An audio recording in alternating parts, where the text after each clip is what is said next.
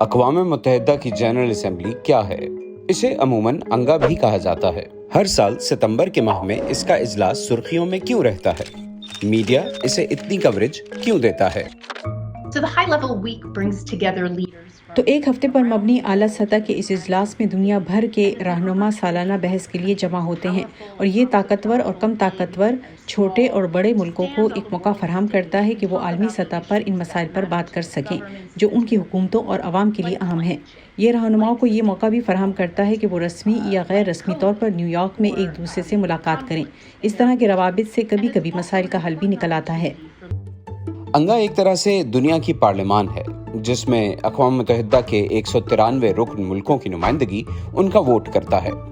اقوام متحدہ کی اسمبلی کا صدر ہر سال تبدیل ہوتا ہے، جس کا انتخاب اقوام متحدہ کے رکن ملک کرتے ہیں۔ انگا میں مسائل پر بحث کی جاتی ہے اور زیادہ طاقتور سیکیورٹی کونسل کو سفارشات پیش کی جاتی ہیں، اور مخصوص مدت کے لیے غیر مستقل رکن ملکوں کا کونسل کی رکنیت کے لیے انتخاب کیا جاتا ہے۔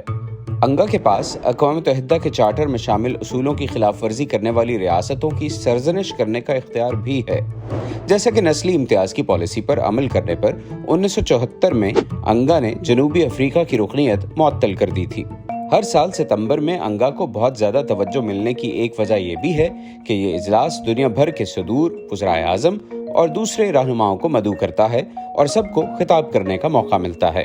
عام طور پر رہنما تقریباً 15 منٹ کے لیے خطاب کرتے ہیں، لیکن چند قابل ذکر شخصیات ایسی رہی ہیں جنہوں نے اس روایت سے انحراف کیا، جیسے 1960 میں فیڈل کاسترو کا 269 منٹ کا ریکارڈ خطاب۔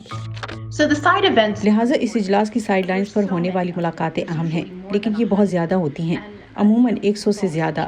لیکن یہ واقعی ایک اہم فورم ہے جہاں مختلف آراء رکھنے والے سول سوسائٹی، نوجوانوں اور مختلف شعبوں کے ماہرین اور متاثرین اقوام متحدہ میں آتے ہیں۔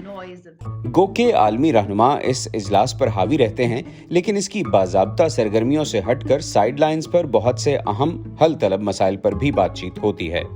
اکثر انگا سرگرم کارکنان، مشہور و معروف شخصیات اور سیاست دانوں کے لیے ایک ایسا موقع بھی فراہم کرتا ہے جہاں وہ اہم مسائل پر توجہ مبذول کراتے ہیں، جیسے 2019 میں گریٹا تھنبرگ نے عالمی رہنماؤں سے کاربن کا اخراج کم کرنے کے لیے اقدامات کا مطالبہ کیا۔